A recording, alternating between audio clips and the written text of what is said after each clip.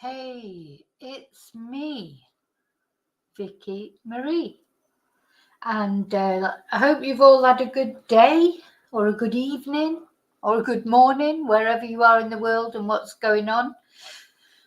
First thing I'm going to do is light a candle. Oh, I'm getting all the notifications in. First thing I'm going to do is light a candle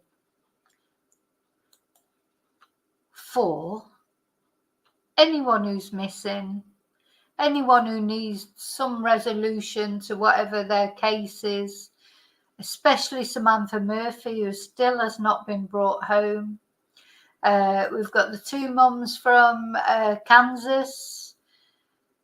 You know, they've been found, but of course they're deceased, so we're lighting it for them, lighting it for Madeline Soto.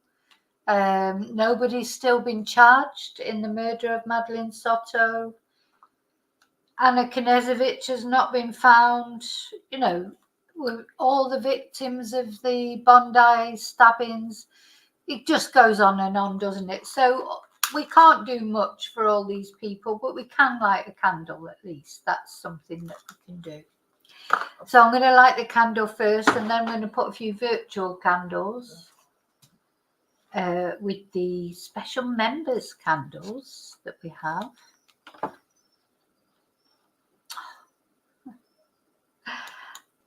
So I'll just put them up.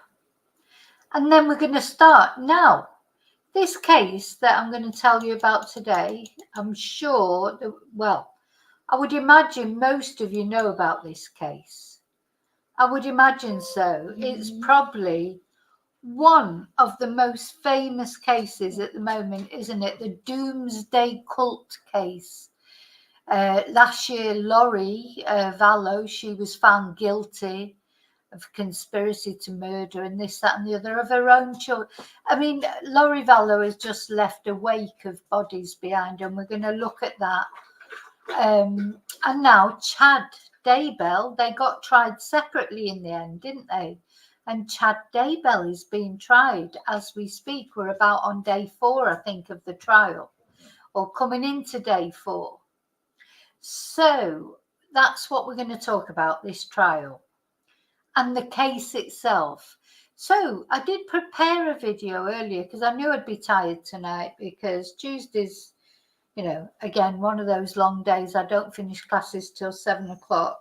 But luckily I had a break sort of in between. So I did prepare part of the video. Now this is going to be the whole stream. It's going to be quite a long one, just to warn you. So get your tea, get your sandwich, whatever it is, because it is going to go on a little while. So, but the first video we're going to look at is the video that I prepared earlier. And we're going to look at a video that I did last year about Lori Vallow, before even she'd been found guilty. And then after that finishes, I'll still be here. Obviously, I'm here live with you. And we'll be looking at some things about Chad's trial, what's happening with his trial so far. But first of all, just before I start that, of course, I'm going to say hello to everybody. So, hi Chumba. Hi Simon and David. Hi. Oh, it's nice to see all the candles going up there. It's lovely. Thank you. Hi Rio. Hope you're well. Hi Matthew. Charlie, you don't know who Chad is. I'm surprised you don't know about Chad. Oh, he'd be gutted if he thought you didn't know who he was, because he thinks he's like, he literally is the second coming. He's a god. He thinks he's a god and Laurie is a goddess. And they're waiting for the end of days to be spirited up. They're the special ones. Who else have we got here? Maggie. Hi, Maggie. Everybody's saying hello to each other. Okay, and hello to everybody watching from home. You know, I know not everybody likes to go in the chat. Hi, Heather. Hope you're well I hope you're all well. So I'm going to show you this video, but I can chat with you because I've prepared this video before. so I can chat with you as well. So I am here, even though I'm showing a video, I am here and I'm going to chat with you as well.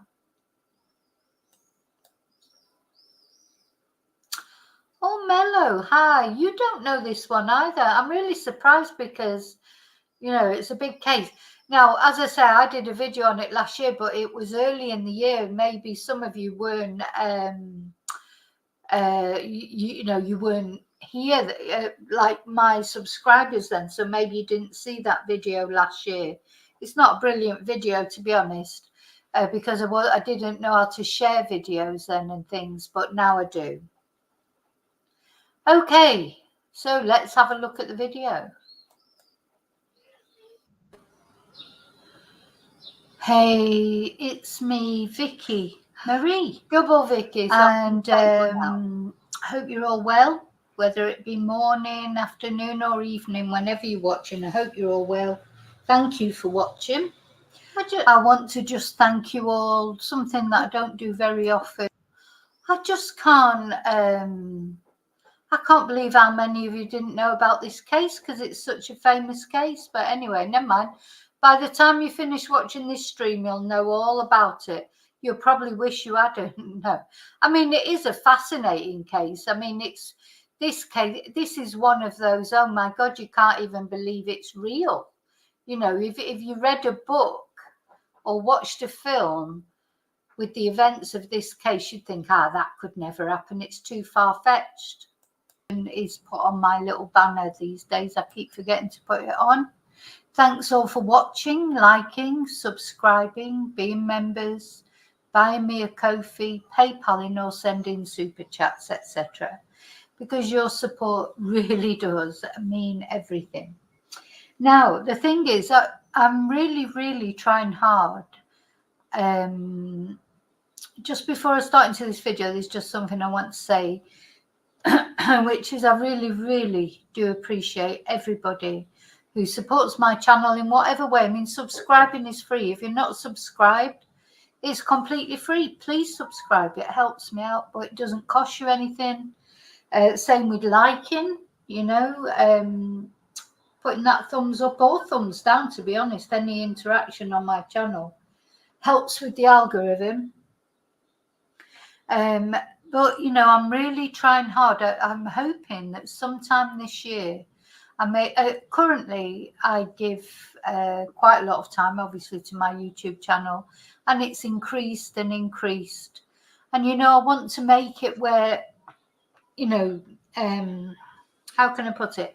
It becomes more of a job, if you like, in the sense of I can free up more days because the thing is, whatever anyone thinks about YouTube channels or whatever, they take a lot of time and effort, and you don't get paid loads of money. I mean, I'm not complaining. I don't want to feel like I'm complaining. I'm not. What I'm trying to say is the more time that I can devote to my YouTube channel, the better as far as I'm concerned. I like doing the videos. I think you all enjoy the videos. The subscriber count is you know, climbing up, and generally I get positive feedback and I'm so grateful for it. And the other thing that I think is nice about the channel is the chats. You know, sometimes I think I'd like to do more videos rather than lives, but I know you all like going on the lives and chatting to each other. So, you know, I try and be mindful of that as well. Anyway, basically what I'm trying to say is thank you so much. Lately, quite a lot of people have joined or gifted memberships or bought Ko-fis, etc. And I can't tell you how important that is. It is so important.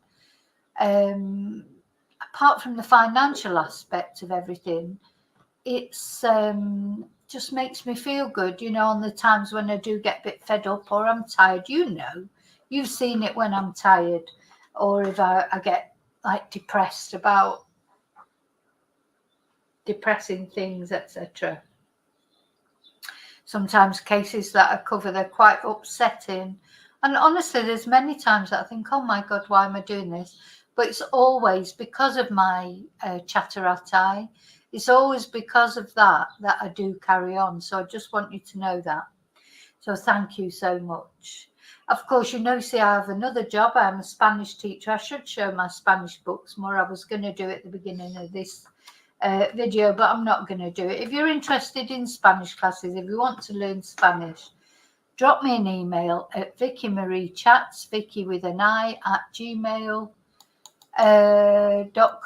and we can talk about it. Okay, so I'm going to get on with the video now. And I probably, see, I'm recording this video. Sometimes that works really well, recording a video and then releasing it as a live, if that makes sense. Because although it's not live in the sense the video's been made earlier, it's like that Blue Peter thing. Any British person will remember Blue Peter. Well, Blue Peter's, is it still going? I don't know. I mean, it's a modern thing. It's not only an old-fashioned thing. One I've prepared earlier. So this is a video that I've prepared earlier, but I'm going to release it as a live. You can do that. So, and that's really good, because then I don't have to worry about the video. I can just play the video and join in the chat with you guys, just like one of the chatterati, and I like doing that. I like chatting as well with you all. Whereas when I do a live, of course, if I get too distracted, then I forget what I'm supposed to be putting on, or I forget what I'm doing, and that doesn't work out very well. So anyway, so that's what I'm going to do. So I'll take that off now. Now, what we're going to talk about today, oh my goodness. Now, I don't imagine there'll be many of you who don't know about the case of Laurie Vallow Daybell and Chad Daybell. Sometimes this is called the Doomsday cult case. Laurie Vallow was the devil mum, really, or the devil mom, as they call her. Left a trail of bodies behind her, and also then her husband, Chad Daybell, he also left a trail of bodies behind him, and her brother as well, Laurie's brother. This is just an incredible case, I think. You know, it involves the death of wives, husbands, children. You know, this couple, they walked over anyone to get what they wanted, which was to be together. And they didn't care who they left in their wake, be it children, be it wives, be it husbands. You know, they just didn't care. They just want to be together because it's predestined. It's predestined that they'll be together. They're God. He's a god. Chad Daybell is a god, and Laurie is a goddess. And they were always meant to be together. They've been together in loads of previous lives, according to Chad.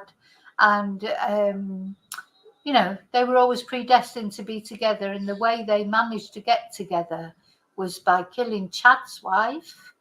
Well, first of all, Laurie's husband, Chad's wife, Laurie's children, anything to be together and be free.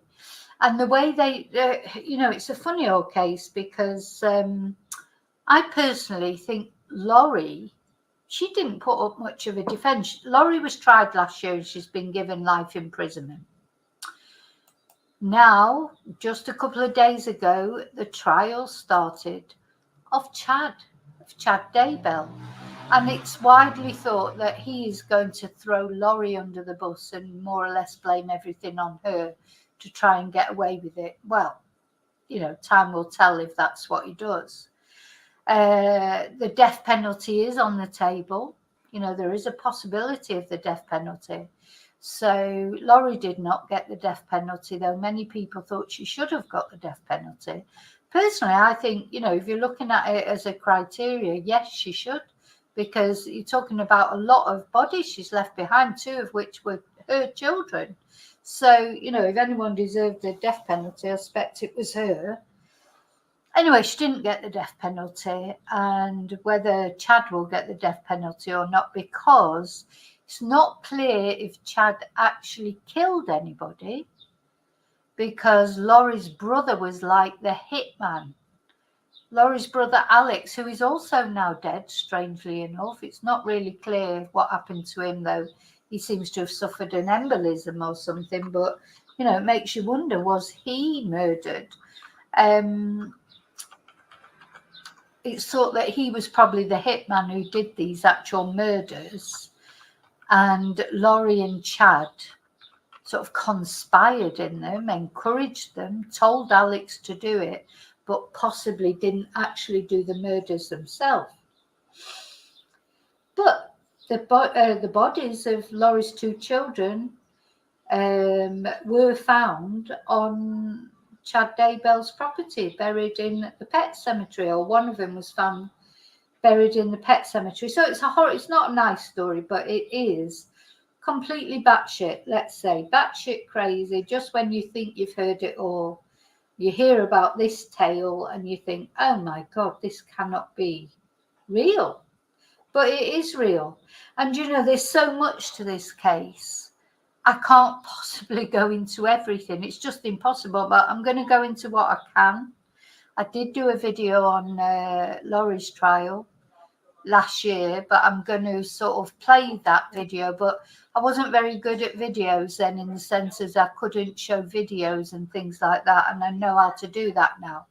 So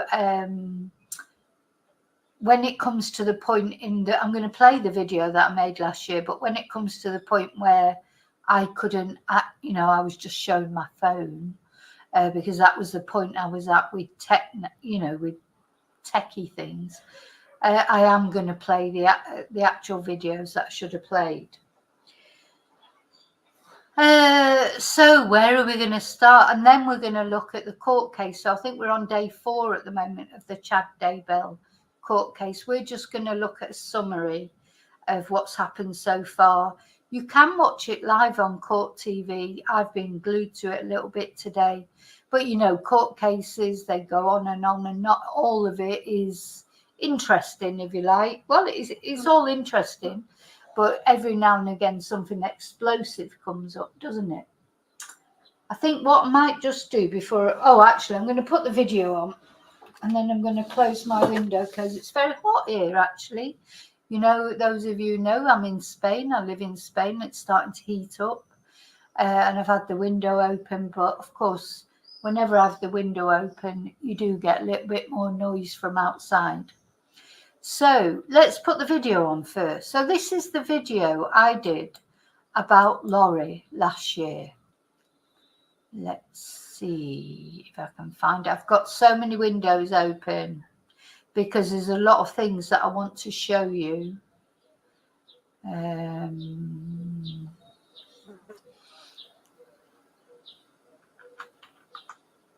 Just got to find, literally so many. Where is it there? There it is. Okay, so this is the video that I made last year. I'm just going to put it on, and when it comes to the bits where I wasn't very good at actually sharing the videos, I will stop my video and go to the actual videos that I did show, but I showed them on my phone, but now I know how to show them properly. Oh, quite like my hair here as well. So this was last year, video for quite a long time. We're going to look at the Doomsday mum, or mom, as some people are calling her, Laurie Vallow. Also, Laurie Daybell, or Laurie Vallow Daybell. I mean, she's had a lot of names in her past. This woman has left a trail of dead bodies behind her. And she is currently on trial. You may see on the news she is currently on trial for the murder of her children, or conspiracy to murder, or I mean, there's just death. Ever since this woman was an adult, really, death has followed her around one way or another. And people who've loved her, they're dead. Be it husbands, be it her brother, her children, they're all dead. You know, it's incredible. Murder follows, or death, because of course she has to be proved to have murdered anyone, but death follows this, has followed this woman around for years. And I find Laurie really fascinating because obviously you can't understand how anybody would want to murder their children. Or maybe sometimes they might feel like doing it when they're angry with them and that, but someone to actually do it, it's rare. It's rare. For a mother to murder a child is quite rare. But anyway, she needs to be proven guilty first. But she fascinates me because men love her. Men love her. She's been married 5 times. To me, she's well, she's not as attractive now as she was since she's been in prison. She's a very attractive woman. She was in beauty competitions when she was younger, etc. But I mean, come on, it's not all about the way people look, is it? That's not the only thing, surely. But she's managed to attract men. She's been married 5 times, as I say. So the first 3 were divorced. She divorced from, so they were lucky. Really, though, the third one wasn't quite so lucky, as we will see. But yes, and then it was where to start with this story, the usual thing when you've got a story like this with the twists and turns, and you just think, where do you start? Well, Laurie was born on June the 26th in 1973 in San Bernardino, California. Now, as I say, I wondered where to start. I'm not going through her early life, etc. I'm really going to start with when she first got married in 1992. So, how old would you be? So she was born in 1973. She got married in 1992. So she was quite young. Yeah, 1920 when she first married. And she married, I think he was her childhood sweetheart, Nelson Yanes, and they were later divorced. So they must have been divorced quite shortly afterwards, because in 1995, she then married her second husband, William Lagioia, and they divorced in 1998. So there you go, there's 2 marriages of 3 years. Now, everyone can make mistakes, so you make the first marriage, it doesn't work out. Even your second marriage doesn't work out. I think maybe by the time you get to your 5th, you should be thinking maybe this isn't for me, but I don't know. No. So Laurie, she obviously liked getting married. I think she liked getting dressed up and the special day, well, who wouldn't like that? I like that as well, getting dressed up. But anyway, so really, I think the story starts properly, if you like, the story that we're concerned with, the story that we're looking at of the trail of death that this woman has left behind her, probably really started with in 2001 when she married Joseph Anthony Ryan.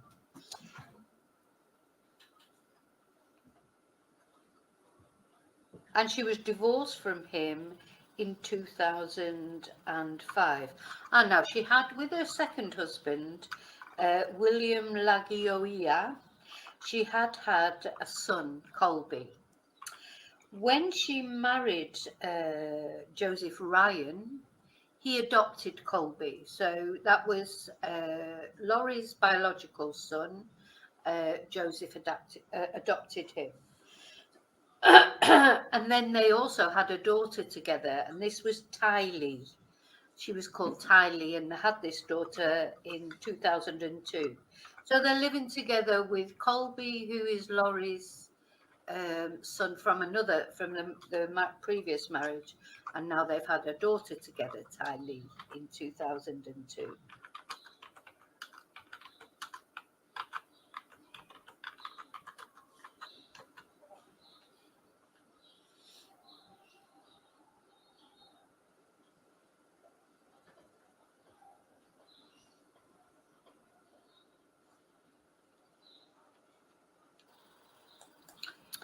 Yeah, if we just go back to that, I bet you forgot I was here, didn't you? If we just go back to that, I think there's something. 2005. Laurie, and now she had with her second husband. a beauty queen. She attended all these beauty pageants. She had this fantastic body and always looked after herself. And then Tylee obviously had a weight problem. And I almost wonder if Laurie fed her on purpose, because she would have been jealous of her, I think. Just an impression that I get. William Lagioia, she had a son, Colby. When she married Joseph Ryan, he adopted Colby. So that was Laurie's biological son. Joseph adopted him. And then they also had a daughter together, and this was Tylee. She was called Tylee, and they had this daughter in 2002. So they're living together with Colby, who is Laurie's son from the previous marriage, and now they've had a daughter together, Tylee, in 2002.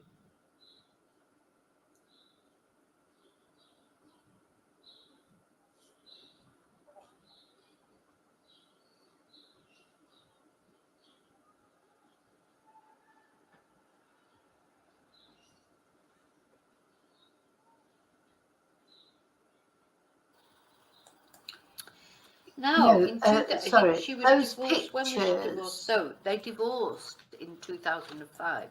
those pictures of Tylee and her mum are so especially sad now. Since Laurie's trial, when we found out exactly what happened to Tylee, her own daughter was dismembered, either by her brother, by Laurie's brother, or by Chad. We're not quite sure. Probably by Alex, her brother. But that was that little girl, Laurie, and Laurie acquiesced in this because they became sort of the religious freaks, really. Sorry, they were religious freaks. And Chad decided that he used to sort people into he and Laurie. They were like the king and queen of the prince and princess of the next world, but everybody else was a zombie, either light or dark. And he decided that Tylee, that girl, her own daughter, he decided that Tylee was dark. She was a zombie. It wasn't Tylee anymore. It was a zombie. And so Laurie acquiesced in not only the murder of her own daughter, but the dismemberment of her daughter. And she was buried in Chad Daybell's garden in the pet cemetery. She divorced Joseph Ryan, or was divorced from Joseph Ryan in 2005. In 2007, Ryan was attacked by Laurie's brother Alex, who claimed that Ryan had been abusive to Laurie. Now we'll see. Alex Cox, Laurie's brother, he's a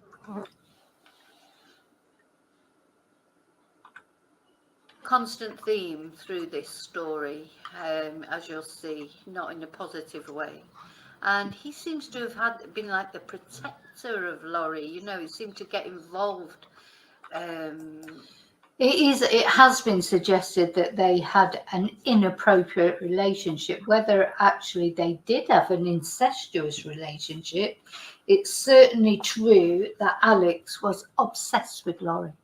It wasn't healthy the way he looked upon Laurie. With her partners or ex-partners, whenever there were any threats, I think she perhaps had some power over him. She seems to have this way of making people do what she wants, but even though it's not, nice things.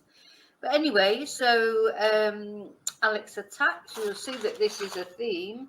So in 2007, Alex, Laurie's brother, attacked Joseph, claiming he had been abusive towards Laurie.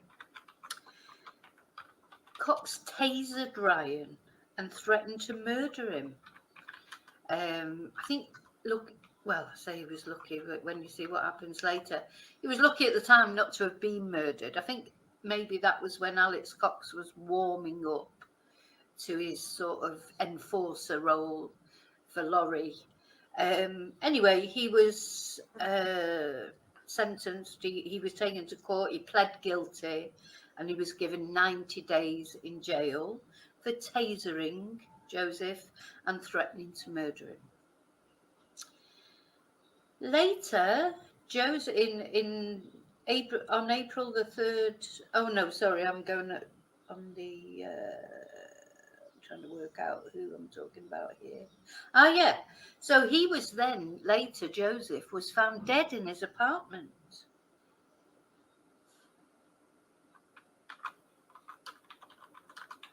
And during a welfare check, people, the family had sent people around because they hadn't heard from him, and he was dead in his apartment. And it was classified as a heart attack, natural causes. And this was in 2018, I think. Now, as Laurie was technically still his wife at the time, or she was classed as next of kin at any rate, she was notified, but 5 weeks later, 5 weeks after Joseph's body had been found in his apartment, nobody had claimed his body. Laurie had not informed his family. She'd told no one that he was dead. And so no one had gone and claimed the body. That's quite strange, isn't it? So even if it's your ex-husband, I mean, even if you hated him, you'd let his family know he was dead, surely, would you? Laurie is a very intriguing person, as usual. I'll be putting some interview links for you to look at her, the way she talks. She's like away with the fairies. There's very serious events going on around her. People have been murdered, her children are missing. And she's chatting and laughing and smiling as if she's on like a day out. So she's a very strange person. Anyway. Right, so where do we go from there? So that was Ryan, so Joseph Ryan. So after Joseph, she met and married Charles Vallow. That's where the Laurie Vallow, that's where that surname comes from. And this was in 2006. And to please her, because she was a member of the Church of Latter-day Saints, Charles converted from Catholicism and became a member of this church also, to please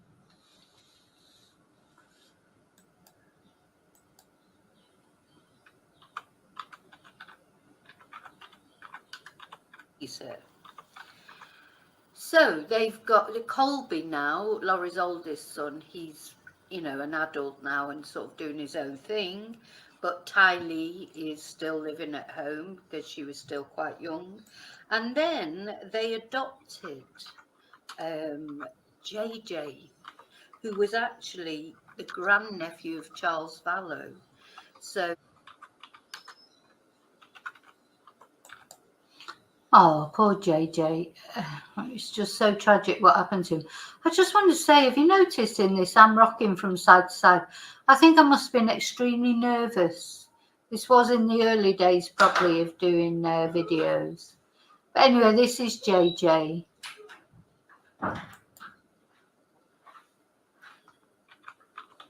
He was, his parents were struggling with him, so because he was autistic, he had some learning difficulties, and they adopted him. Laurie and Charles adopted JJ, and they lived in, no, I'm not going to say this name right, Kauai in Hawaii. I'm so sorry, I don't know how it's pronounced. So, at first, everything seemed okay. They had this sort of blended family, if you like, because obviously Charles wasn't, well, he wasn't JJ's parent either, but he was a relative of JJ's. He wasn't Tylee's dad, but he became, he acted like Tylee's dad. And the four of them were all sort of living life, presumably happily at the time.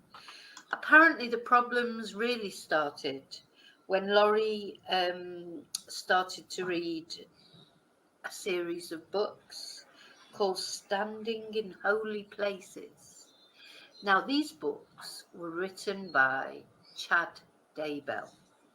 And Chad Daybell was like a pseudo-prophet who thought that the world was going to end and only the chosen people would ascend, if you like, to the higher place. And she started attending a series of events called Preparing the People. And that's where she met Chad for the first time. Now, Chad told her they had been married in 7 previous lifetimes. And, you know, she was sort of a bit blown away by this because...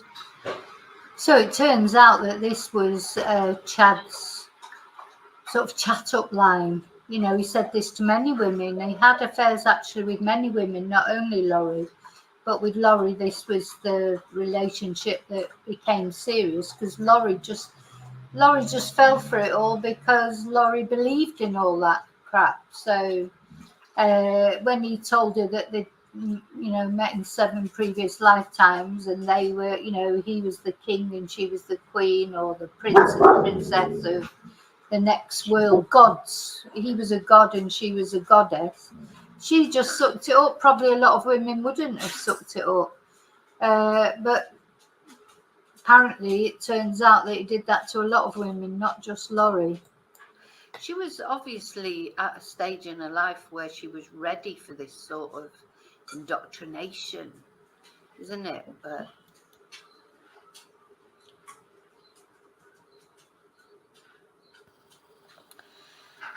so, as I say, Chad Daybell, let's talk a little bit about him. So he was like I would call him a pseudo-prophet. He thought he was a prophet. And he believed that the end of days was coming. He referred to people as light or dark. Everyone was light or dark. And if they were dark, well, you can imagine that's not a good thing to be dark, to be light. But he would grade them as well in different grades of light and dark. And according to him, she was the lightest being of all, you know, and she was thrilled by this. She was absolutely thrilled by this. And he also believed that people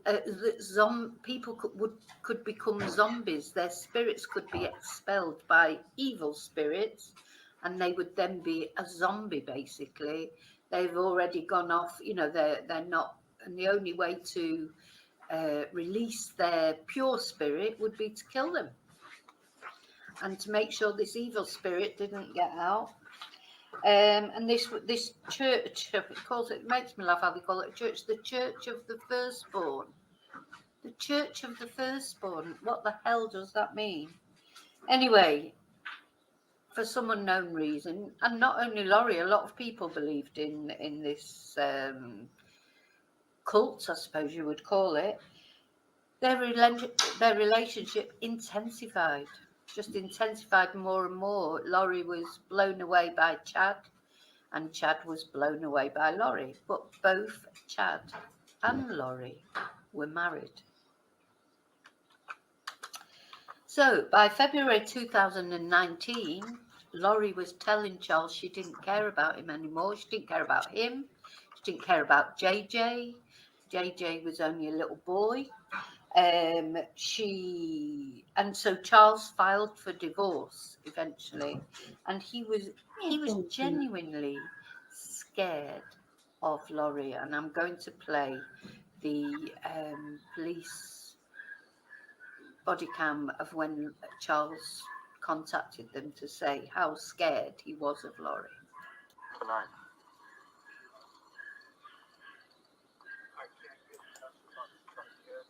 How old are you?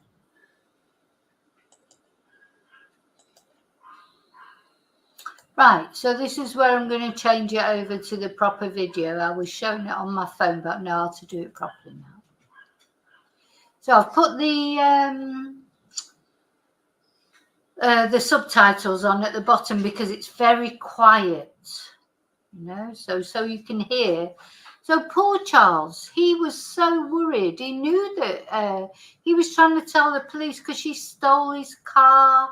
She locked him out the house. She did lots of things. She told him she was going to kill him. He was terrified of her in the end. And she stole money off him. She did some awful things. And he was trying to explain to the police. But it was difficult for him to explain without it all sounding crazy, because it was crazy. He said he thought she had gone crazy, and actually she had. I think that Laurie was the manipulated one. But that doesn't, I'm not excusing her for that. I think she was a horrible person. She was manipulative herself. But I do think she was, like Chad, I don't think is mad. I think Laurie is mad. And Chad is just dangerous. He's like, he was looking for money and sex from Laurie, and he didn't care how he was going to get it. I think he fell in love with Laurie. She fell in love with him. All they wanted to be was together, and everybody else, including the children, were expendable.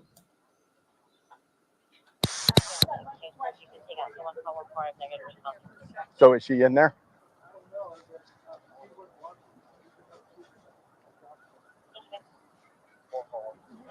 What's going on? Why is she here and you're not here, or are you staying here with her? Long story.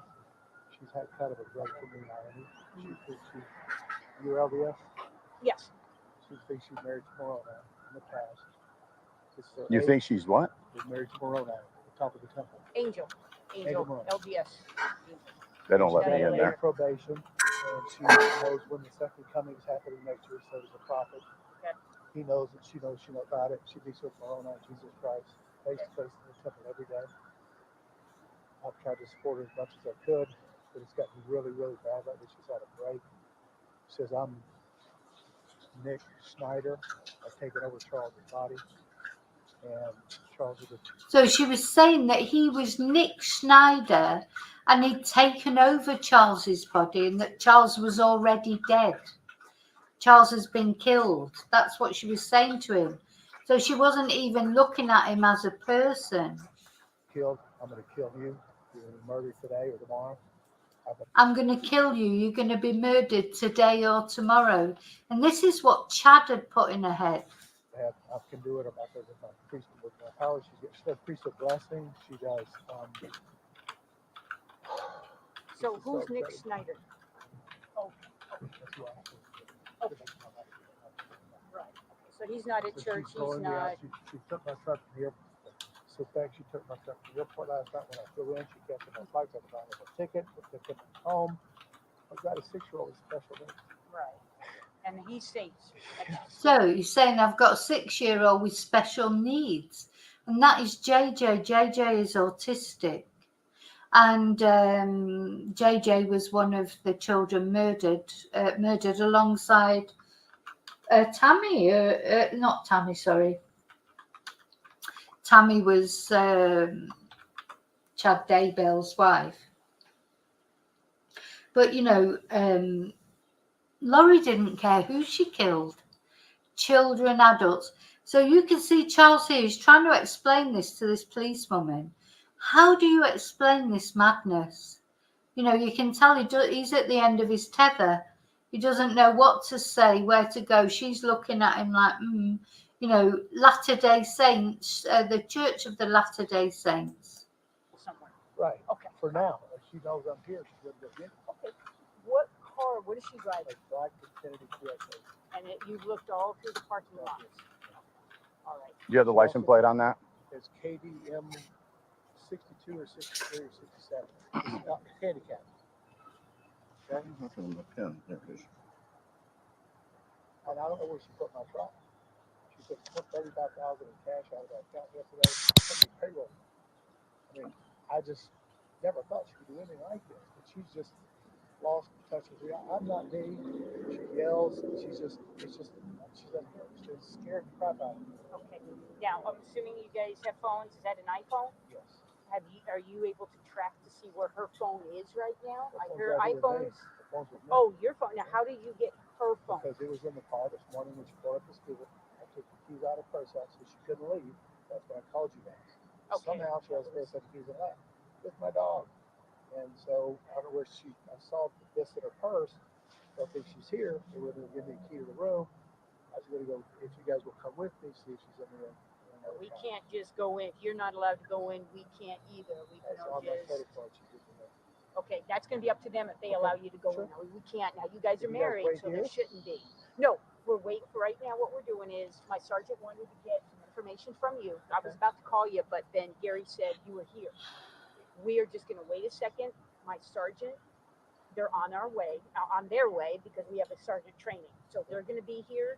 They have the paperwork. So if she is here, we knock on the door. She's here. That's why we need the paperwork in hand.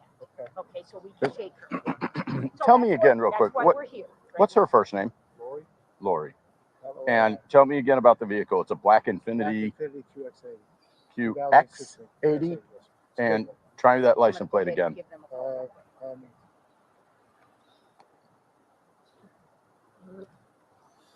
KDM 62. KDM something. KDM 62, Yeah, 63, something like this. 67. Handicap plate. Handicap. Anyway, I think you get the idea. I don't have to play the whole thing. Let me watch part. We're going to look at part 2. Is it registered?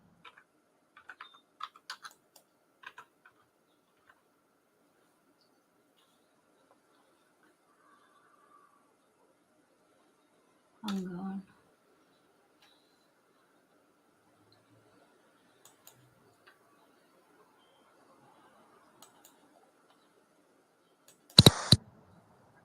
When did you last speak to her? Yesterday, she texted me. Get out of here. Yeah. When was this paperwork filled out with Community Bridges? Okay. So what about, so these are handwritten, so sometimes they're hard for us to read. What about your correspondence yesterday precipitated filling this out? When she was on the phone with me and my bishop, I had him on the phone. Can't hear it very well. Hang on. Physically, she made us have the kids. She doesn't care what happens to them. Come get them. I don't care. It says music. There's no music on. And I've got my God. Anyway, you can't hear this very well, but I think you get the idea. So poor Charles, he's trying to explain to the police, you know, she's taken his car, she's done this, that, and the other. He's scared for his life and blah, de, blah, de, blah. Anyway, what happens is the police do go and interview Laurie. Nothing happens. They believe Laurie. They don't think there's, you know, they're quite suspicious of Charles, I think. And then after that, this is what happens. And I blame the police in a way for this because they did not listen to Alex. But I know it's difficult, but...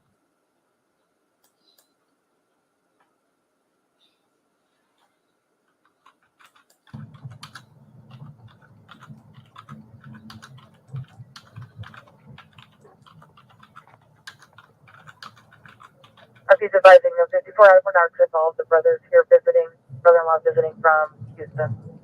So not long after all that happened, poor Charles, I feel for Charles so much because he tried so hard to try and, you know, get the police involved, to get help for Laurie, because he knew she was disintegrating, like, you know, her mind was disintegrating. I'm sure he didn't realise that eventually she would murder JJ, or she would conspire to murder JJ and their daughter, and her daughter, I should say. I'm sure he didn't realise that. But having said that, what could he have done about it?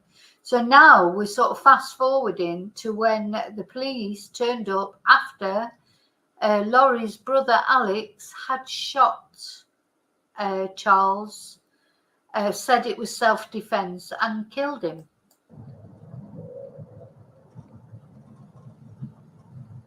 Let me just fast forward.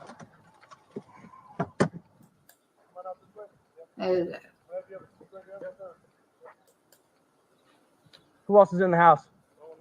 Okay, just have a seat right there. Let's get FD in here. Have a seat. You have some ID on you, sir? Yeah. So this is Alex here, Laurie's brother. He just sits down. He's calm as a cucumber, cool as a cucumber. He's just murdered Charles in the house, shot and killed him, says it was self-defense. What happened today? How did it get to this? I don't know. He was enraged. What's going on? What happened? He was talking with my sister earlier. No, what happened today though? Like just in the last 20 minutes. He came at me with a bat. Okay. Was he living here or No. visiting? He came to pick up his son. Okay, is the son inside? No. My sister took him to school. Okay, so it was just you at the house? Yes. And he came, how long, what time did he come to pick up the son? I don't know, 20 minutes ago maybe. Okay, so you know who he is, let him in? Yeah. Okay. No, I think they were talking earlier, then she left, and then he got into it with me. Like what? What do you mean? I don't know. He was accusing me of. Come on over here. That truck's going to be really loud. What was he accusing you of?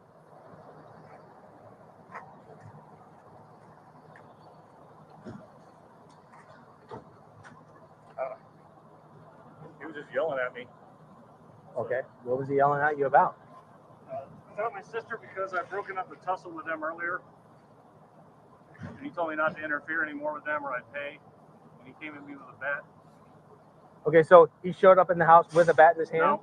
Okay, so There was a scuffle earlier with my sister and my niece. My niece got involved. about earlier meaning earlier this week, earlier this morning? Just this morning, before they left.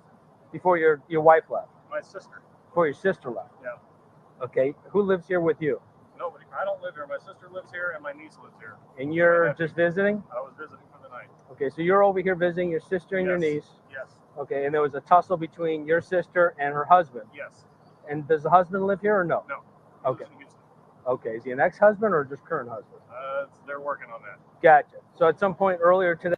Yeah, so Ty Lee was living there with her mum, the daughter.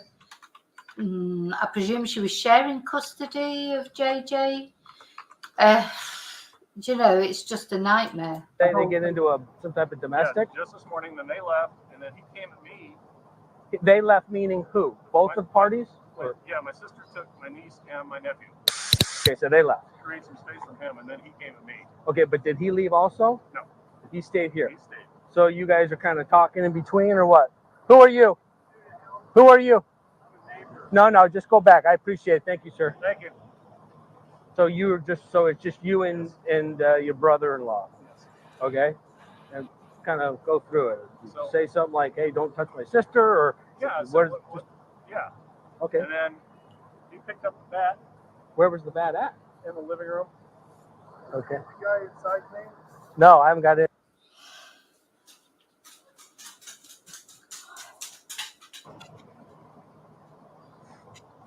Charles is the husband of the occupants here. But I guess he lives where? Houston. You know his date of birth? From Houston? Is this vehicle here? How did he get here? Is it here from Texas? Anyway, I think you get the picture there. So then Laurie comes back with poor Ty Lee, who is now dead and dismembered by her own mother. And the police then speak to Laurie.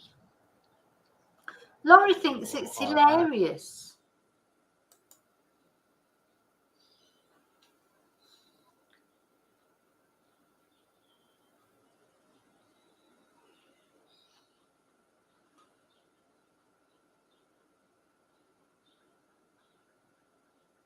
Well, they're blurring her out, but if you see her, she was laughing about it. She said, oh yeah, we've only just moved in. Oh, what do you think the neighbours think? Ha, ha, ha. She thought it was funny. She literally does not give a shit, basically. But it sounds like it's muted, so there's not much point in trying to listen to it. Okay, let's go back to my video. It's a crazy story. That.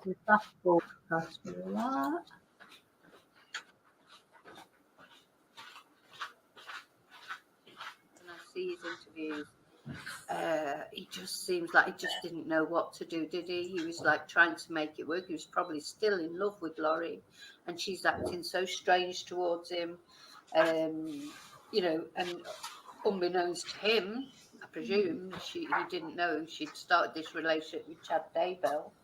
But anyway, so he accused her of threatening behaviour, stealing, and he filed for an order of protection. I think it's evident that he was scared.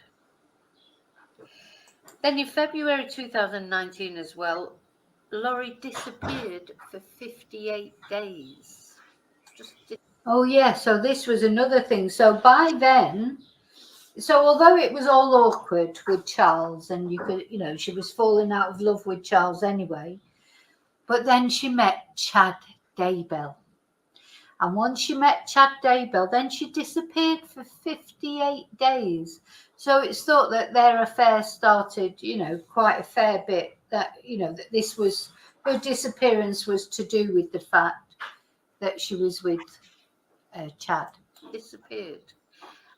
Now we talk about missing people a lot, don't we? She was one that disappeared and unfortunately did come back.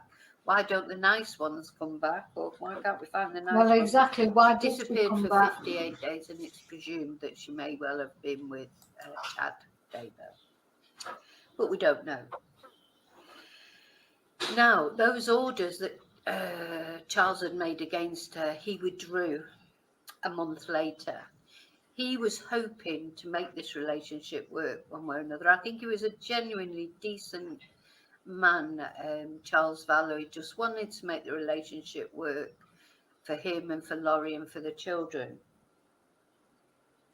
On July the 11th, 2019, police were called to an incident. Well, it was actually Laurie's brother Alex. This is where I've just shown you that video. Finally, Charles had had presents in the 90s. Yeah, when they finally found out, and Laurie just, oh, that's right, she sent him a message and she just said, your dad's dead. You know, it was just a message. Yeah, so when she was letting his children know that he was dead, she just sent them a message. She didn't phone them. She just sent a text message. And then they couldn't get hold of her. They couldn't get details. You know, she just totally treated them with total disrespect, just as she had when Joseph died, and she didn't even bother letting the family know for 5 weeks. Now, luckily, Charles had changed his will. When all these strange things had started going on with Laurie, Charles had changed his will and left his $1 million life insurance. The beneficiary was JJ's grandma, and so Laurie received no money from the insurance, which was probably a bit of a disappointment for her. But maybe it was just to get rid of Charles. So yeah, they heard about it on the news. I mean, it's crazy, isn't it, really?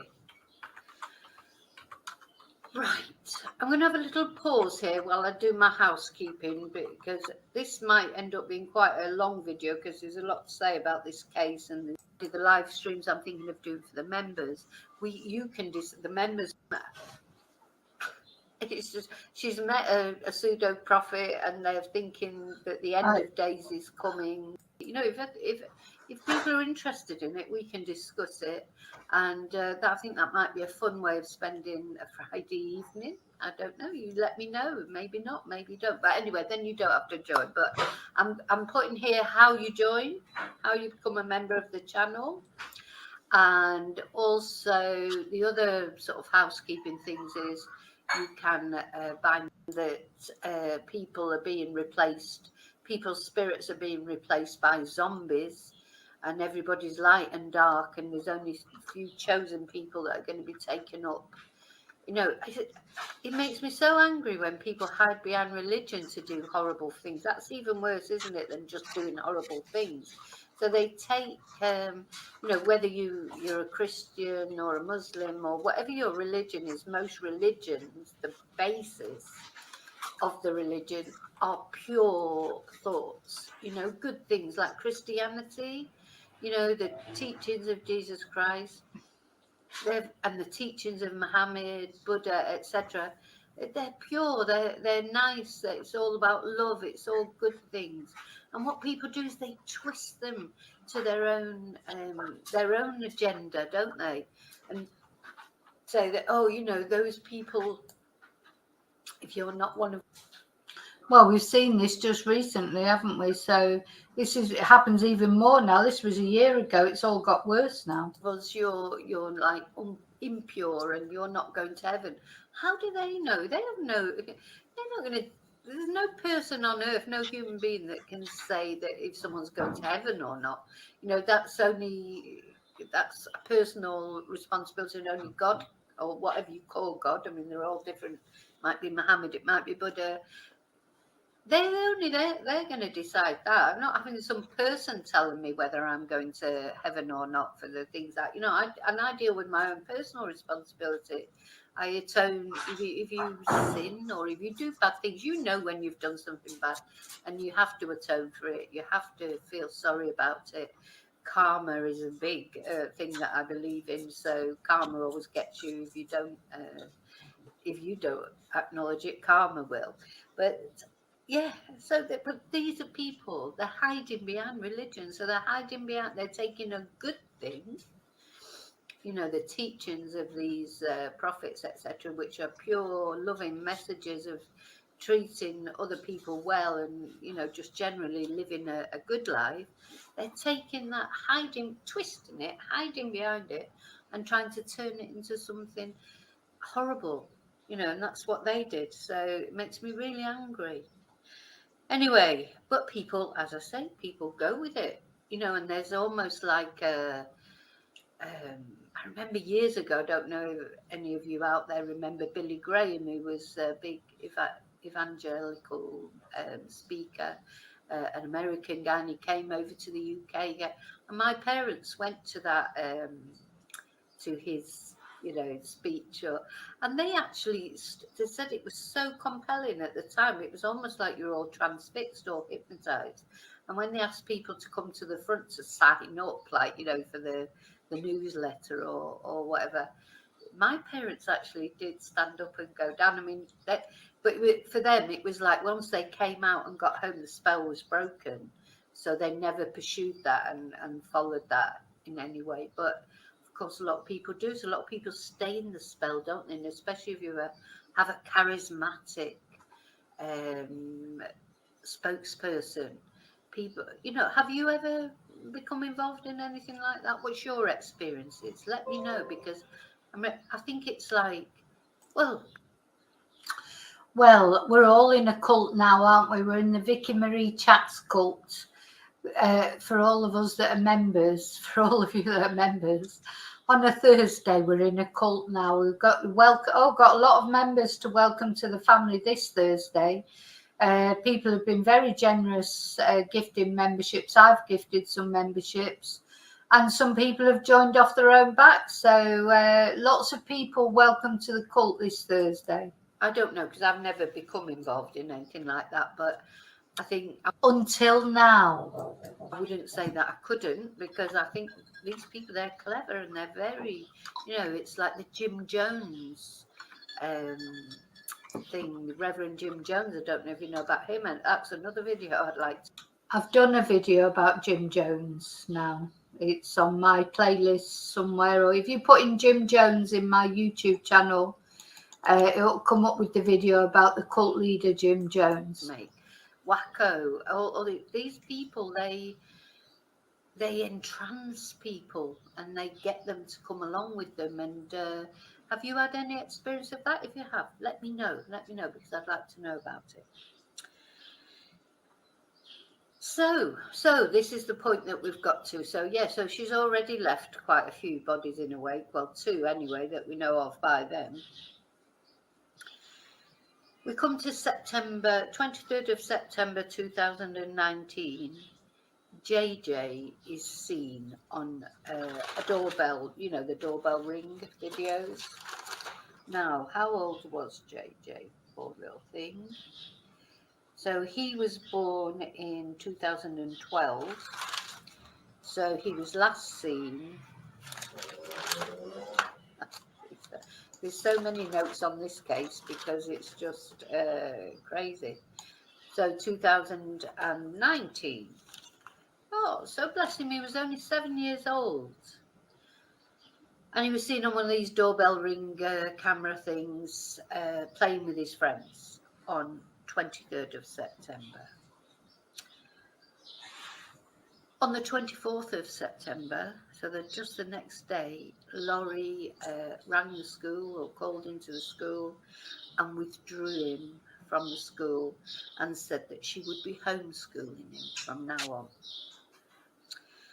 I think, you know, this, so I've seen quite a few cases where this has happened. I think really schools, when somebody does that, the schools need to notify the police, because why would somebody suddenly do that when their child's been going to school all those years and then suddenly they just take them out and say, no, I'm going to homeschool them from now on. Ty Lee was last seen, so his sister Ty Lee was last seen on September the 8th.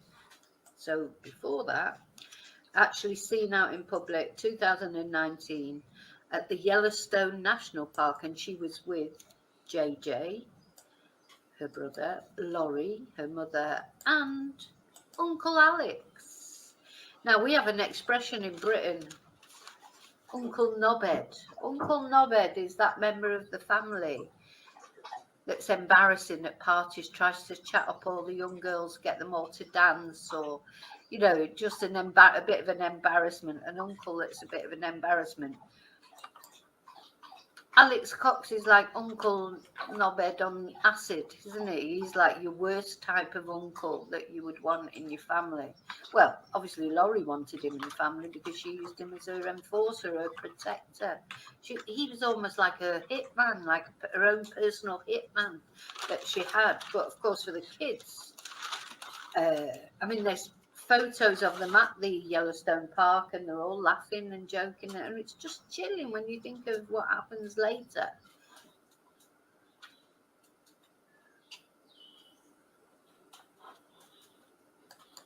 After that he could be there in this family scene, you know, but in the meantime Laurie's thinking already that her children are changing from light beings to dark beings. So that's all going on already by then. So Tylee was born in 2002, so by now she's 17. She might have been 16, she might not have reached her birthday yet, but anyway, so she's a teenager. And she was, as I say, she was last seen on September the 8th. In October 2019, 2 payments were made to Colby. Remember the older brother, Colby? On October the 10th. And so there was one made on October the 10th with the message, "We love you." I don't know how much the amount was. And another one made on October the 16th with a love heart emoji. So he messaged back, so thanks for it. These supposedly came from Tylee. They came from Tylee's phone, the teenage girl's phone. So he responded saying thank you, etc., and trying to have a chat. And all Tylee said was, yes, she's fine, she's safe, but she's too busy to talk. So we don't know if that was Tylee or not that sent those messages. But anyway, that was the last time anyone heard from her. Also, in the meanwhile, just as this is sort of going on in the background, Chad Daybell, remember him? This is the pseudo prophet that Laurie's having an affair with. His wife, Tammy, she dies.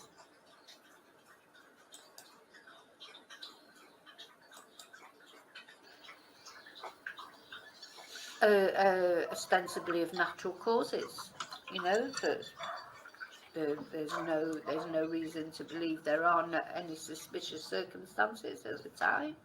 So that's it. So she dies, natural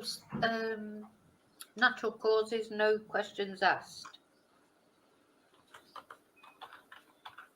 Then on November the 5th, 2019. So bear in mind, Tammy's only just died. The children, Tylee and JJ, haven't been seen since September. But on November the 5th, 2019, Laurie and Chad went to Hawaii and got married on the beach. I mean, look at this. Now, let's bear in mind that, look, they're having a great time. Now, I'll tell you what, by now, those two children were dead, murdered by either him or her brother Alex. His wife was murdered. His wife had only been dead 10 days. And you know what? But something else, his children, they were adult children, more or less. They still are in contact with him and they still believe he's innocent. Even though the bodies were found on his, God knows what he said to them. But they do. They still think, you know, they visit him. They're still in contact with him. Just incredible. And look at her, just, you know, dancing there with her hands and everything.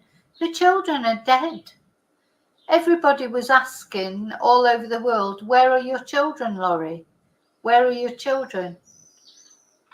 And when the reporter interviewed her and said, well, caught her, like, you know, it wasn't a proper interview, he just caught her walking across a car park with this twonk.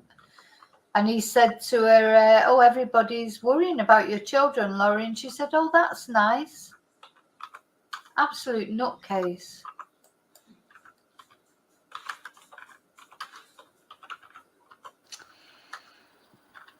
While they were there, they told people that they had no minor children. You know, that they had adult children, but no minor children. And they said that Tylee had died in 2017. These were the things that they were telling people at the time. Meanwhile, back in Rexburg, which is where Chad lived, on November the 26th, at the request of JJ's grandmother, Kay Woodcock, a welfare check was made. Laurie had said that JJ was with her friend in Arizona, Melanie Gibb. When Melanie was interviewed, she said, no, she doesn't know where JJ is. And when Laurie and Chad returned, they then abandoned the home. Less than a week after that, Melanie rang the police to say that Laurie had asked her to lie about the whereabouts of JJ, and realised that, you know, this was not right and she needed to talk to the police about it. And then it was like, well, yeah, not only where's JJ, but where is Tylee? And it was realised that they were both missing. So the police then took a decision, knowing that Laurie had married Chad Daybell. The police took the decision to exhume Tammy Daybell's body, and also Laurie was ordered to produce her children within 5 days. Okay, so she was issued with an order to produce her children within 5 days or face charges. So here's another body, you know, Tammy's died. There's another body. Then the day after Tammy's body is exhumed, Alex, the enforcer, he dies of natural causes. There's a hell of a lot of weird natural cause death. You know, God, it seems like a dangerous place to live if you know, people are keeling over left, right and centre. So Alex, the enforcer, the hitman, the man who had killed killed one of her husbands, attacked another one, and possibly killed him as well, and done some other things that we're going to look at later.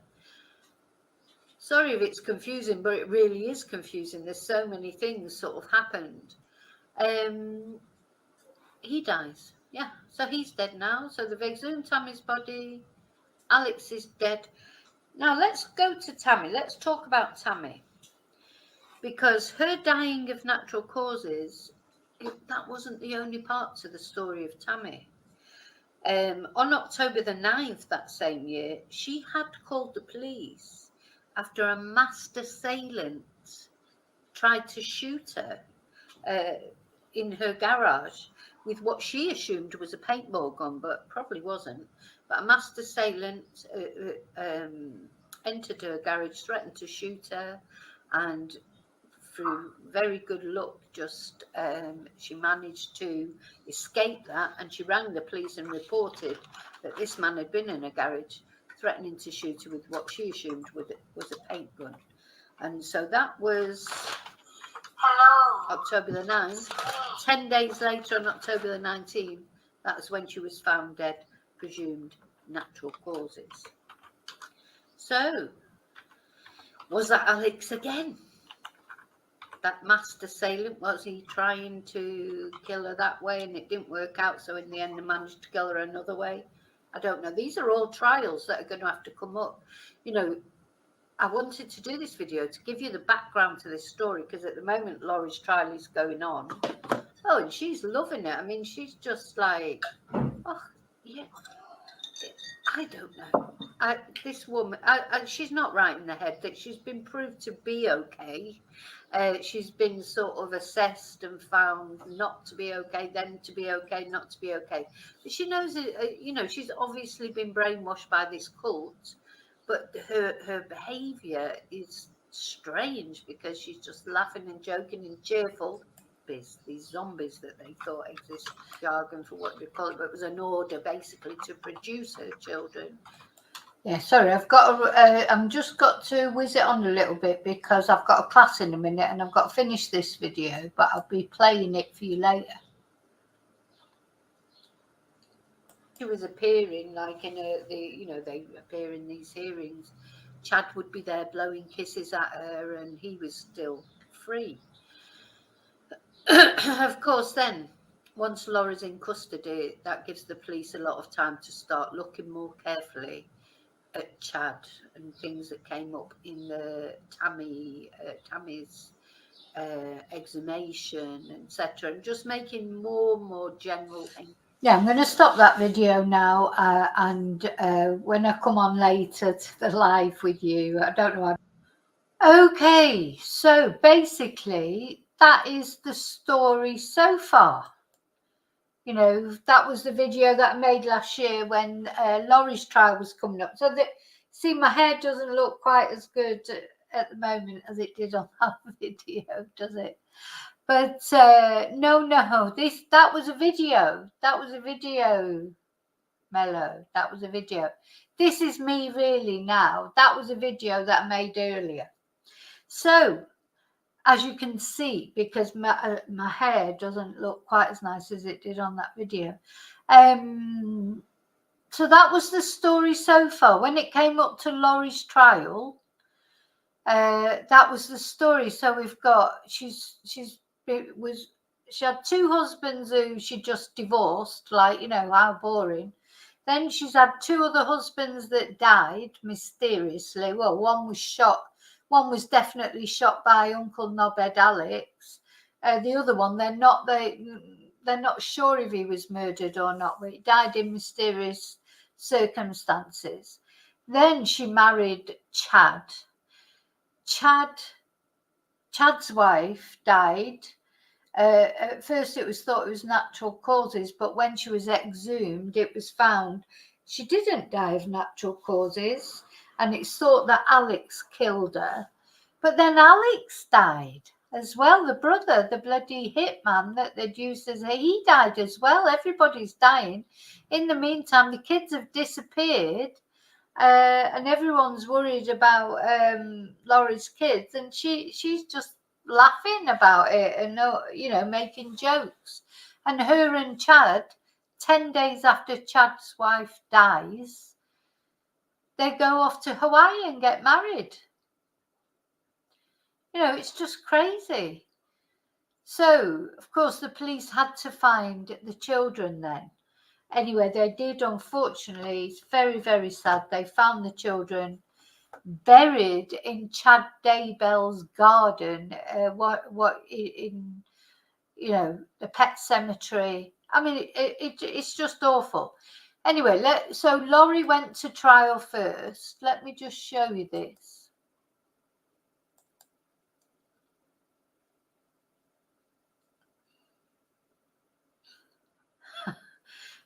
Yes, Charlie, it's like a game of Cluedo. It's exactly. So Alex, they think, killed Tammy. Chad's. Alex would do anything Laurie asked him to do. He had this weird fixation with his sister. You know, it was like an inappropriate relationship. I'm not saying it was incestuous, because that's never been really proven, but it was a strange relationship. And basically, whatever Laurie wanted, Laurie got. So that basically was it. But so let's have a look. So Laurie, looking a bit strange, I think there. Anyway, so she was finally sentenced last year to life in prison without parole for the murders of her 2 youngest children and conspiracy to murder Tammy Daybell. So she's not coming out of prison. And they found her children. They found little JJ still in his pajamas. And it was very distressing because he had been duct taped. All his face, his mouth had been duct taped over, and his whole head had been duct taped around. He was still in his little pajamas. He was still wearing his pull-ups that he used to wear to go to bed because he had some learning difficulties. And although he was 7, he was still wearing pull-ups to go for bedtime. And he was still wearing them. So he was obviously ready for bed when Alex, they're not sure if it was Alex or Chad who actually murdered the children. And then Tammy, the older girl, she was dismembered, decapitated, and buried in the pet cemetery. That was the only time during the trial when this horrible woman looked upset, because all the time she was smiling and she's just totally is away with the fairies. But the only time she looked upset throughout the whole trial was when she was shown the pictures of the children's bodies. So what Chad had, because Chad, he had said, that people were getting taken over by zombies, and he said that Tammy, not Tammy, I always get a name mixed up with Tammy. He said that Ty Lee and JJ had, they'd been taken over by evil spirits, and they were already dead. And the people that, the children that were walking around were actually zombies. So it didn't matter if they killed them. He didn't like Ty Lee, especially because Ty Lee used to backchat him a bit and she didn't like him. So that was the only time. I mean, this woman, she just went along, whatever Chad told her, she went along with it. And Alex was the hitman. So Chad would influence Laurie, and then Laurie would influence Alex. But Alex himself died mysteriously. Maybe they murdered Alex. I've often thought that. I wondered if they did murder him. So this was in July last year. She was sentenced to multiple life terms for killing her children. Good. So she ain't coming out.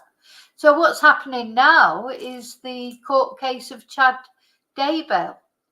And as I was saying, let's just have a look at Laurie made a really weird speech when she was found guilty. Let's just look at the speech she gave.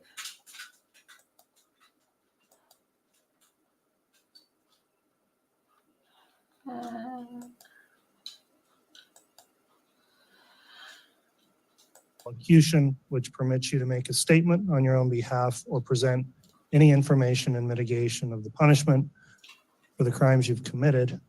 And let me inquire at this time, do you wish to address this court? All right, very well. You may make your statement.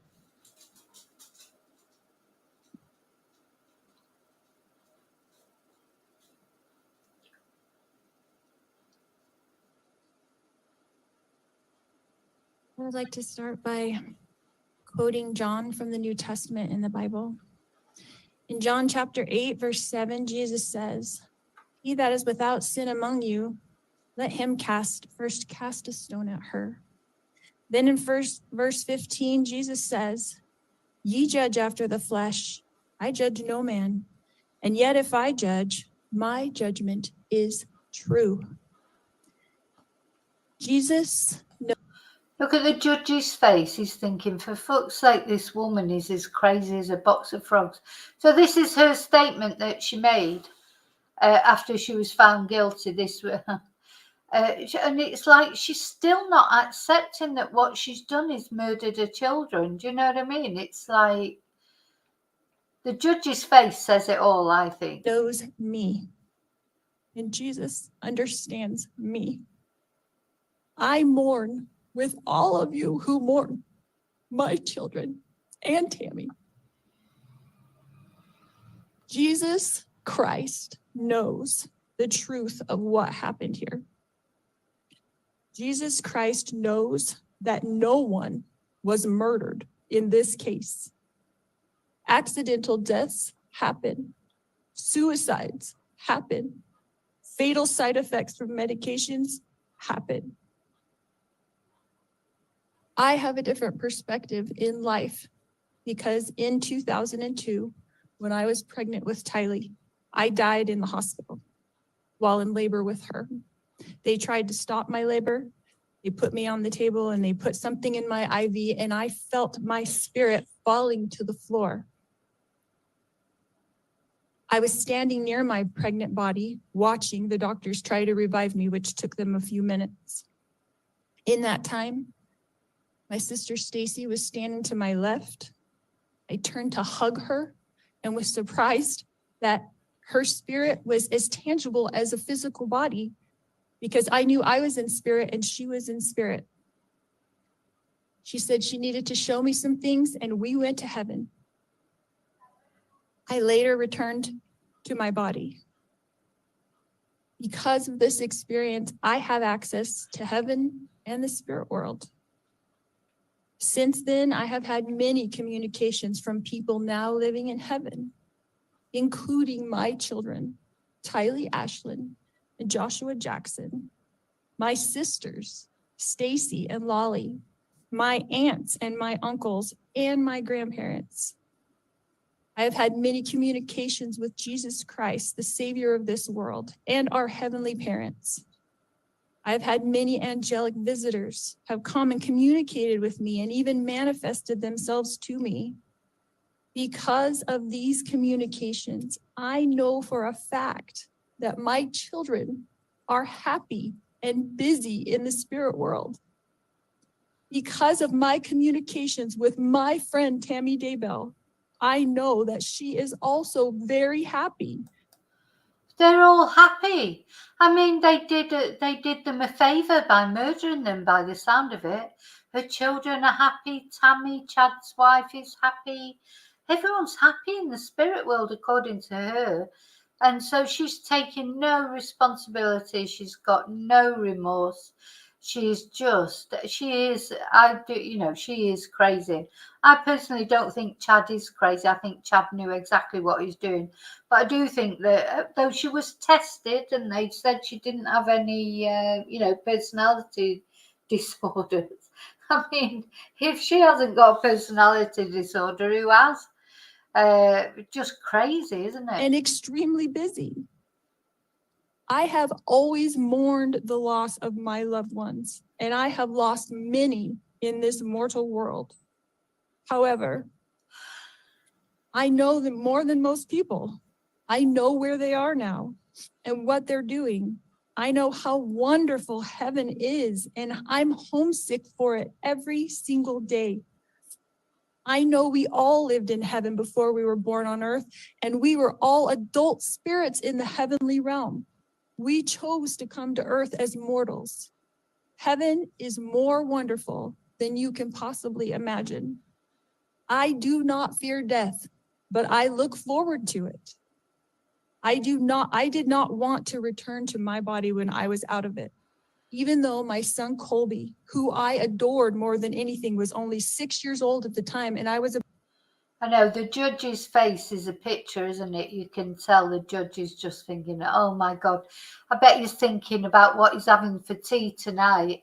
And he's just thinking, I've got to sit here and listen to this bloody nutter saying all this before I can go home and have I bet he went home and had a big whiskey or something.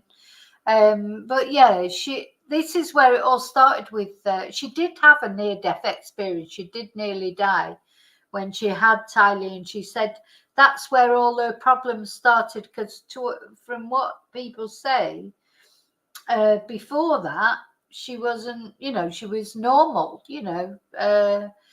but that's what her family say anyway, because her family wouldn't believe it.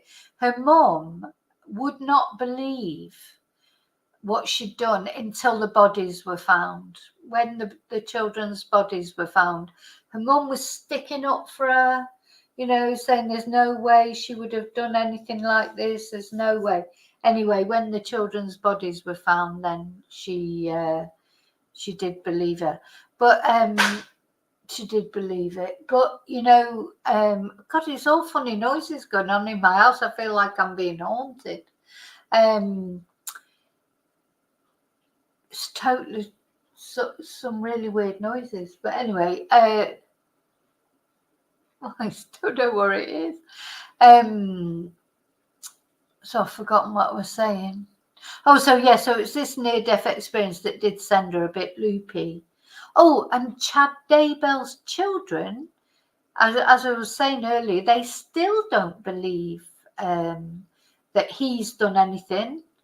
They're living in that house where the bodies were found in the garden, which to me seemed a bit. Anyway, she goes on quite a bit. Let's move it forward a bit. We haven't got time. Very notably, you're 50 years old. These are the first criminal convictions. Oh, this is the sentence you've ever right, had. let's see what the end. I did not want to return to my body when I was out of it. Even though my son Colby, who I adored more than anything, was only 6 years old at the time, and I was about to give birth to this new baby girl that I wanted so badly. I was a young mother, and you would think I wouldn't want to leave my children, but as I stood in heaven, I did not want to go back. I thought they would be fine without me because I was peaceful and I was happy and I was. Well, to be honest, they probably would have been fine without her. It's a shame that she did come back, to be honest. Home. But then I was told by Jesus that I needed to go back and complete things that I had covenanted or promised to do before I was born. This caused me a lot of distress because. What, she had to go back and kill your children? Did you promise to kill your children before you were born then? No. I knew heaven was my real home, and I only wanted to be there. I was free from pain, emotional and physical. But then I was shown how I would help my children and others in the future. So ultimately, I did agree to go back to my body.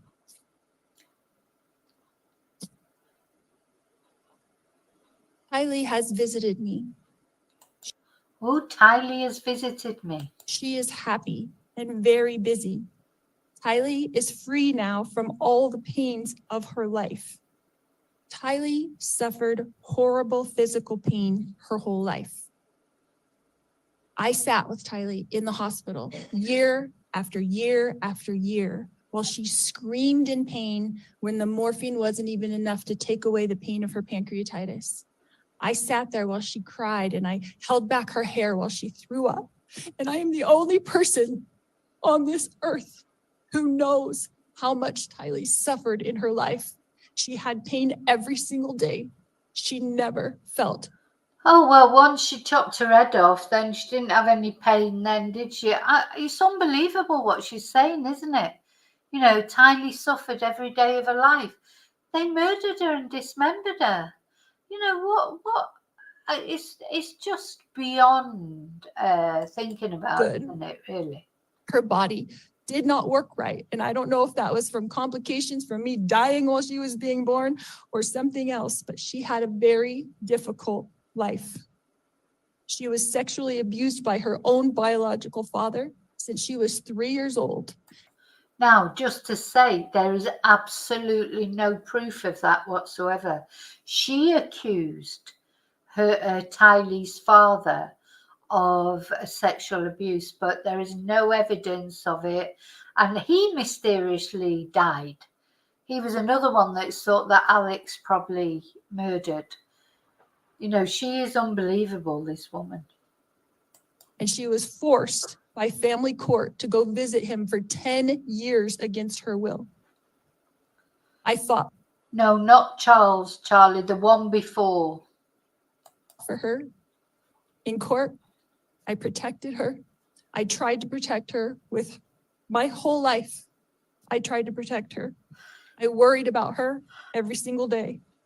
Tylee had to get her GED because she couldn't go to school every day because she never felt good. She felt sick. Nobody knows this because Tylee, like myself, tries to put on a good front. I wouldn't be surprised if she was giving Tylee something to make her feel sick. You know, she just seems exactly that sort of mother that would do that. One of those, you know, Munchausen's by proxy mothers. She was probably giving Tylee something to make her sick. Tries to be a happy person, tries to have hope in life, tries to know that she's here for a purpose and that she has an eternal purpose to be on this earth. But I never stopped worrying about her. One of the times that Tylee came to me as a spirit after she died, she commanded me and she said to me, "Stop worrying, Mom. We are fine." She knows how I worry and how I miss her.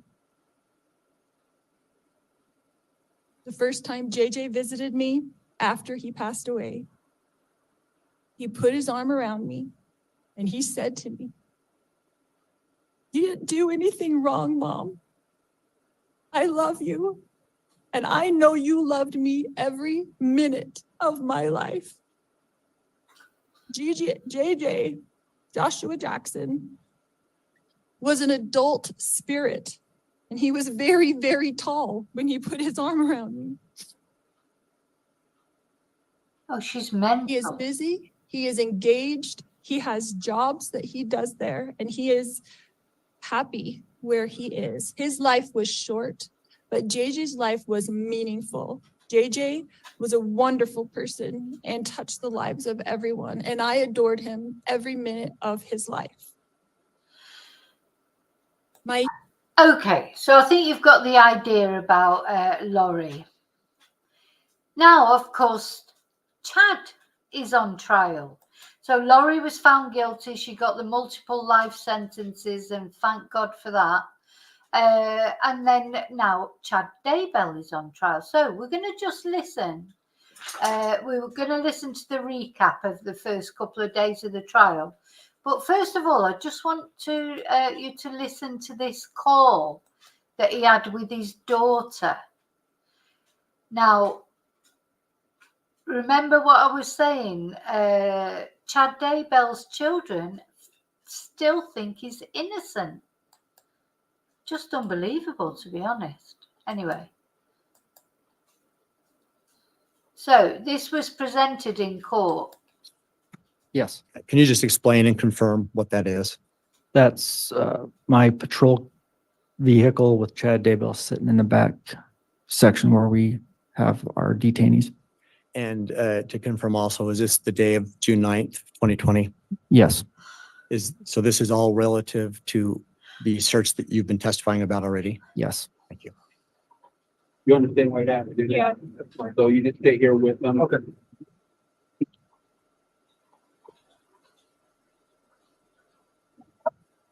Hi. They said I could talk with you and I didn't want you to be alone. Judge, I'm going to stop at 1 minute, 1 hour, 3 minutes and 17 seconds and ask a question. Detective Wheeler, are you aware of who is the person that has just approached Mr. Daybell in the vehicle? His daughter, Emma. I love you so much. I love you. that you came over. I thought they had taken you downtown already. I got about to the Fremont County line. I saw it as soon as you left. Again, stopping at 1 hour, 3 minutes and 38 seconds. Oh, I thought it was a phone call. It's not a phone call. She's actually there. So this is the day he got arrested. Detective Wheeler, can you just explain to the Hi, Annie. jury the positioning of your patrol vehicle relative to the Daybell property and vantage points that could be seen from where Mr. Daybell is sitting as he sits now? So we're parked on the south side of the residence. I believe the road is 200 north. So we're just south of the residence and facing west. And so if he were to look right outside of that open door, he would be looking at his house. And from his sitting position, would he have a vantage point to see the pond area on his property or the fire pit area on his property? From that position, he would just have to look over to his right shoulder and out that door, kind of towards the back of the vehicle. What would he be able to see if he did that? He'd be able to see the fire pit area for sure. And to be clear, whose remains were found in the fire pit? That was Tylee. I'm going to go ahead and play this continuously for a while, Your Honor. Chased you down and then they came back. Ron, Ron? just concerning the car, I know they, Yes. okay, What's that? oh, just about the car. Oh, we'll take care of the car. We're gonna take it. Is she able and then to we'll- get it? Yeah, you can get that. We may have to go through the car, if you're arrested in it, Right. the things we gotta do, but then. She can have her bananas and her, I gave him First. food. We'll try to get the car before it's spoiled. You can eat it. They're laughing and joking. He's just been arrested for the murder of 2 children, and his ex-wife, and he's laughing and joking.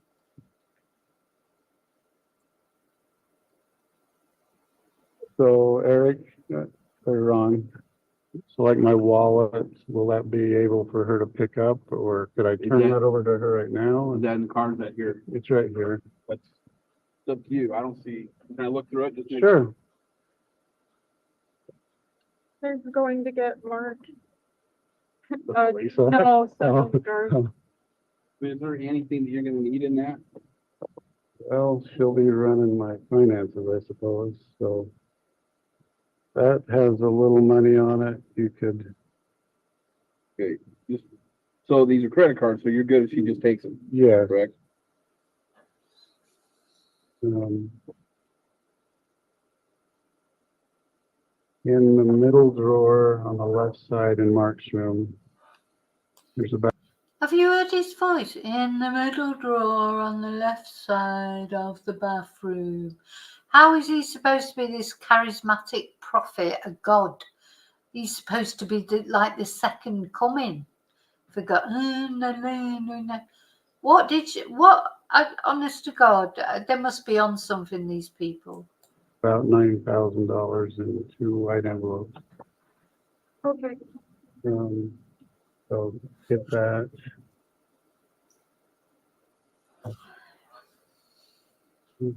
Yeah, so we'll talk more about car payments and stuff, but you have that password. I do. I believe the Hawaiian, That's this one. First Hawaiian Bank, if you use that same password for this account, it's Chad Daybell. What else is in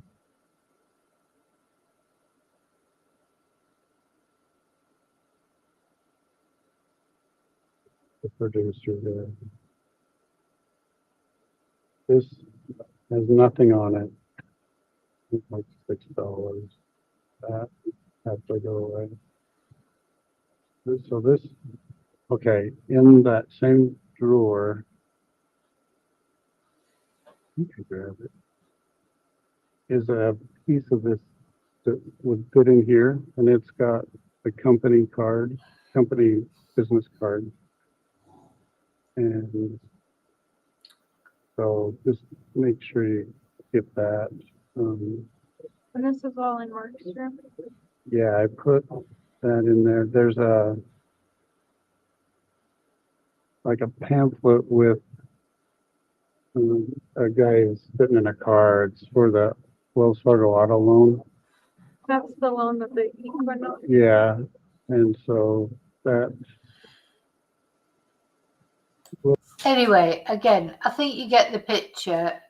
You know, this goes on quite a long time, so you can. All these things are online if you wanted to see the whole thing. But I'm going to just stop. I think you just get the picture of what sort of man this is. Right, we've watched that. So we're going to look that. So he's on trial. So he's on trial for exactly the same things that Laurie was found guilty of. And that's why I asked in the poll. I can see that 95% of people who voted in the poll that's on the chat think he is going to be found guilty. I think it'd be a bloody travesty if he's not, unless he's got his defence team have got something big up their sleeve. I can't see how he can not be found guilty. But anyway, let's look at a little summary now then of what's happened the first few days. Now you can see in this picture, Chad, this is his book. This is how Laurie got so interested in Chad, because she'd had that near-death experience, and he just, you know, he sort of exploited that, really. You know, as I say, he said to her, "Oh, we've been lovers in previous lives." But you say that to loads of women. It wasn't only Laurie that he did it to. But when he met Laurie, he fell in love with Laurie, and that's why he decided he had to get rid of his wife. So you can actually see here, day 4 is live at the moment. They're in court at the moment. So that's something you can watch as well.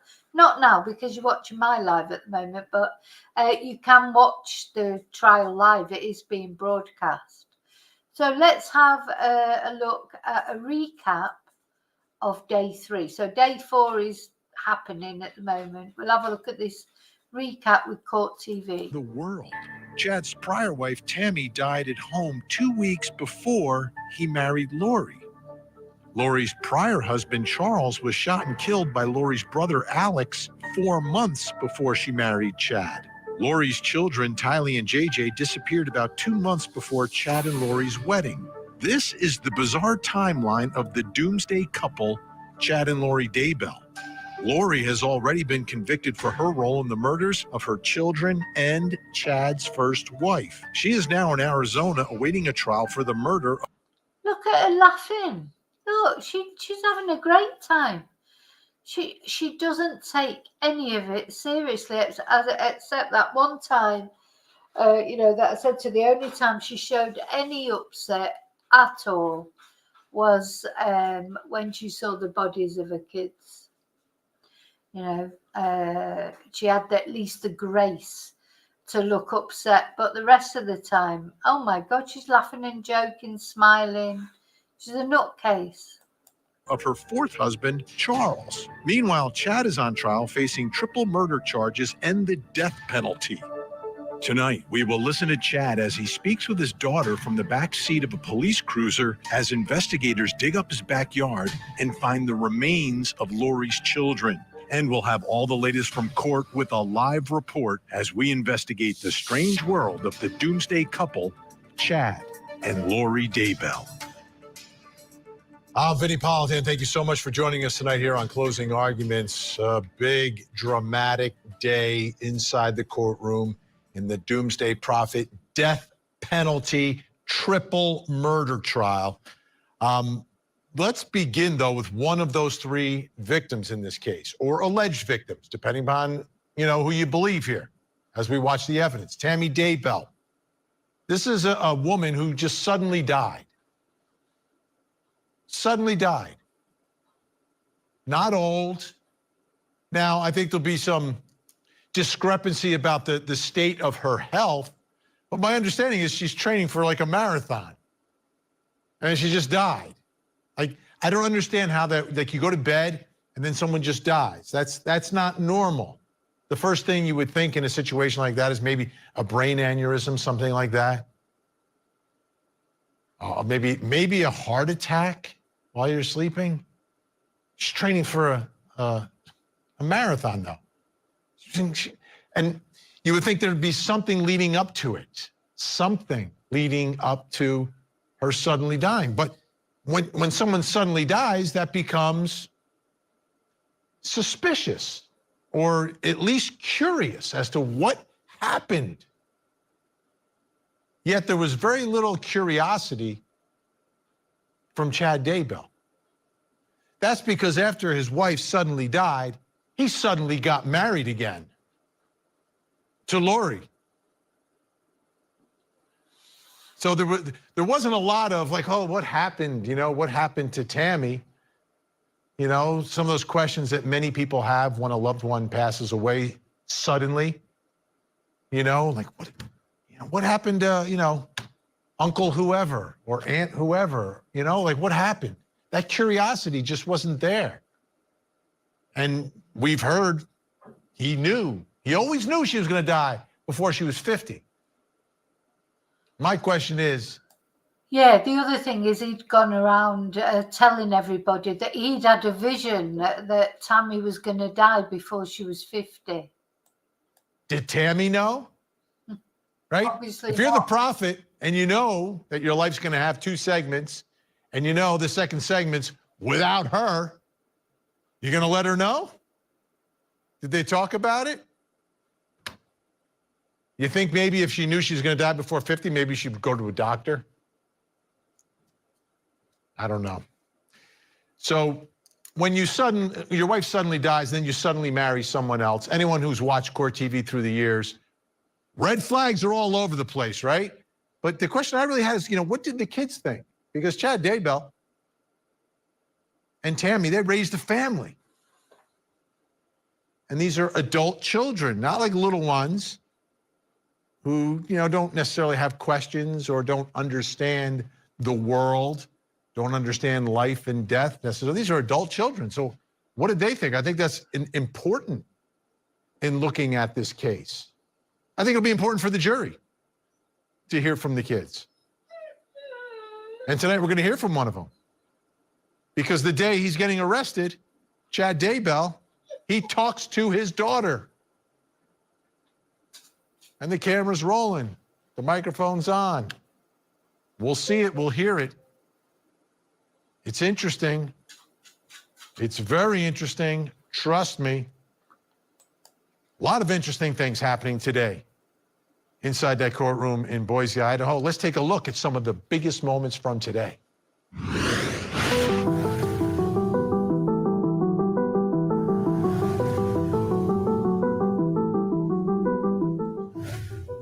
I want to call your attention to June 9th of 2020. At that time, was Lori Vallow Daybell an inmate at the Madison County Jail? Yes. Detective, do you recognize State's Exhibit 33? Yes. What is it? This is a thumb drive with a call on it. All right, and who are the parties to that call? Lori Vallow Daybell and Chad Daybell. Hi, babe. Hello. Are you okay? No, they're searching the property.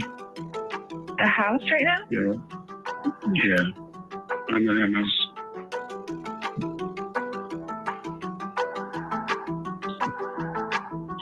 Mark means I'll be talking to you. Okay. What, are they in the house? No, they're out on the property. Are they seizing stuff again? They're searching.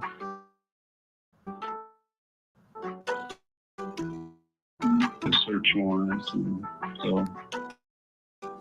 Should I try to call you later? I don't know. I don't know. You can try, yeah. I'll answer if I can. Okay. love you, and I'll talk soon. Okay, baby. I love you. Okay. Love you. Good night.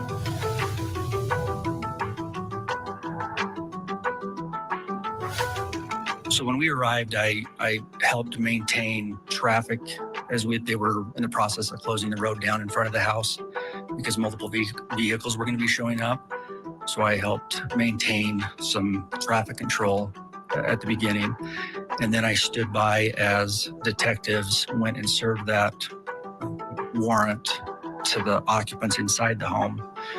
And then my role was to just stand by and observe the occupants and their coming and goings. I remember there were multiple times that I could, because I was trying to keep eyes on him as well as the west side, the front part of the house. And there were multiple times I kind of saw him awkwardly looking over his right shoulder towards that east or that northeast corner of the property where the pond area was. And that's that time where some of the investigators and cadaver dogs were working. I, again, was occasionally looking over to see if he was leaving or was needing anything and coming back. Right.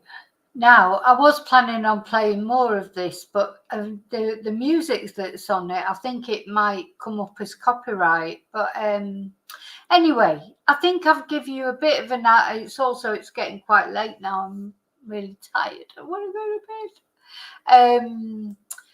I think I'll give you some idea of this case, especially for those of you who don't know anything about it.